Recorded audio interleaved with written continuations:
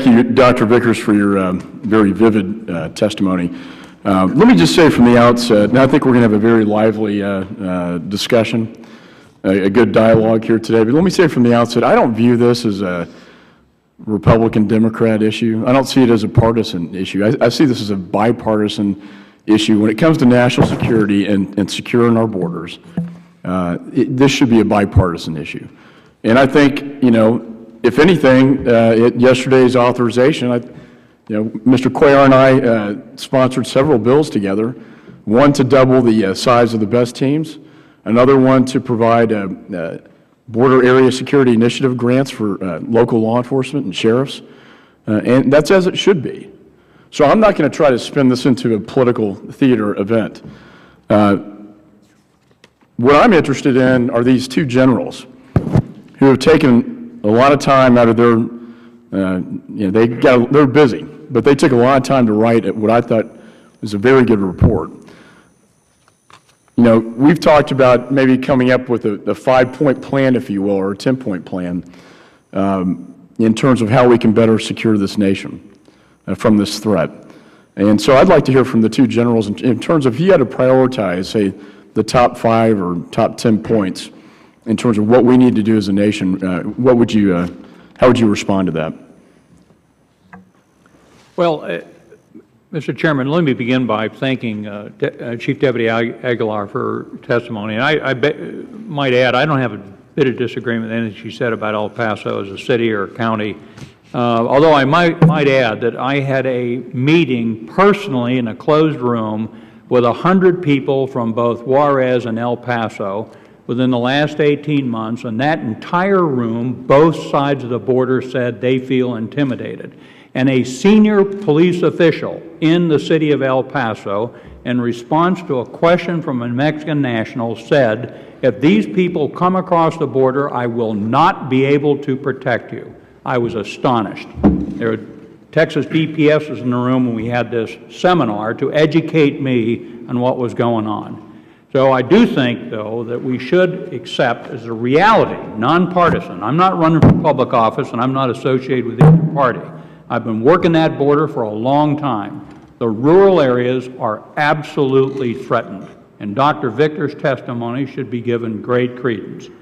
Now, having said that, number one, if we took the border from one end to the other, the 24 southwest border counties, and made a state of them, you'd say a couple of things. Number one, they're 51st in per capita income, 51st in health care. You go on, they're the poorest counties in the United States, but they're number one in documented federal crimes. And so I would argue this is not the responsibility of border sheriffs. Hudspeth County, 12 deputies, 5,000 square miles, an intimidated population, cartel presence in the county.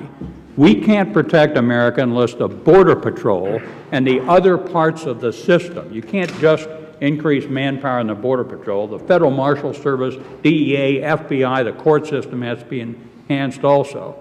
We've got to get resources adequate to counter this challenge. I think the second aspect of it, not the subject of this hearing, we can't protect America unless we reform immigration law in the United States. We've got 10 million people running our agriculture system, meat packing, daycare centers, etc. These humble, hard-working, spiritual people are here making America's economy work. They can't go to the local police and ask for protection because they're here illegally. They can't wire their money home to their mother. We simply must reform and have a guest worker status where these people are protected by OSHA safety standards, minimum wage, etc., without which we're not going to affect the border. And then finally, I think we've got to get real assets to the Mexican government. I think I mentioned we've given them 11 helicopters in 3 years. Thankfully, during the Clinton administration, we got over 250 aircraft to the Colombians who have turned the situation around in a 10-year struggle. Those would be my top 3 recommendations. And let me say in response to that as well that we've met with President Calderon several times, and I have tremendous admiration and respect for what he's doing. And I agree with you. It's anemic, the funding.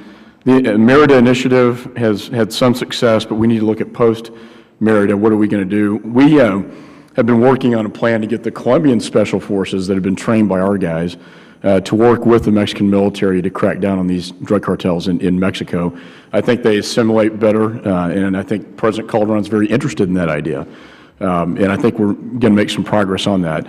My time is somewhat limited, but I have to touch on the, Dr. Vickers, you talked about the other than Mexicans. I know that number, the seasonal worker is not the threat here. The threat is the other than Mexican coming in. I think the events of this week demonstrating that an Iranian operative was reaching out to what he thought was a Los Zetas drug cartel member to arrange a team of assassins to bring explosive devices across the Mexican border into the United States to take out the Saudi ambassador highlights this threat that we face.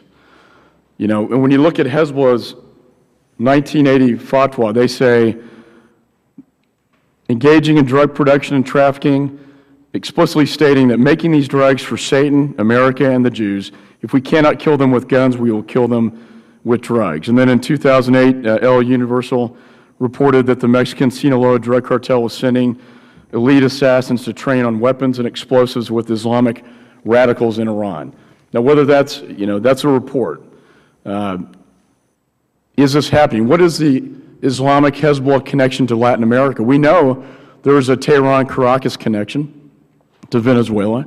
We know that Hezbollah is there's a heavy presence of Hezbollah in the Western Hemisphere. And if I could refer to this, here we have the Iranian operative, Mr. Mansour, who thinks he's contracting with these drug cartels who are pictured on the right here with these assault weapons, these AK-47s. This is a threat. And this is one we've been warning about for years. And that's my concern as a former counterterrorism official and as a member of this committee who is looking at border security issues. This makes the border that much more imperative that we have to get it secure. Mr. Chairman, will you yield on that point? I want to hear from the witnesses, just if that's okay, and I'd be happy to have a further discussion. But to the two generals, I mean, you're giving a military strategic assessment of this threat. How do you view this connection? I think it highlights even more so that we need to be paying attention. And granted, most of this violence is taking place in Mexico. 40,000 people killed in Mexico, whereas when I went in there, 6,000 people killed, I had the same security I had going into Afghanistan. So what needs to be done? General Scales, I want to give you the opportunity to I'll be very brief. I'm a soldier, and I wrote this, or we wrote this report from a standpoint of the military. But what I'd like to do is cut through the politics for a minute and give you 4 or 5 things that need to be done in addition to more funding. Money is important, but other things we've discovered are equally important that don't necessarily deal with finances. First of all, we believe that Texas is a template for many reasons that we talk about in the report, particularly the aggressive action of the Texas Rangers. In many ways, the Texans' system has proved to be one of the best we've seen. Secondly, we need to improve coordination, communications, intelligence gathering between state, local, and federal. And we need to focus right here, right there, the tactical side of this battle, whereas we know all wars, Afghanistan, Iraq, or the southern border of Texas are won or lost is at the tactical level of war. We don't put the resources at the tactical level I believe that we should. So it's not just the money, but it's where you put it. I think we need to do a better job of cross-border, to use my phrase, joint operations with the Mexican military. I understand all of the political problems beginning with the Mexican War in the mid-19th century. I've got it. But in those few instances where the Rangers and the Feds and the locals and the Mexicans operated together on both sides of the border, they effectively shut down drug trafficking for days. That needs to be a template for how to do it.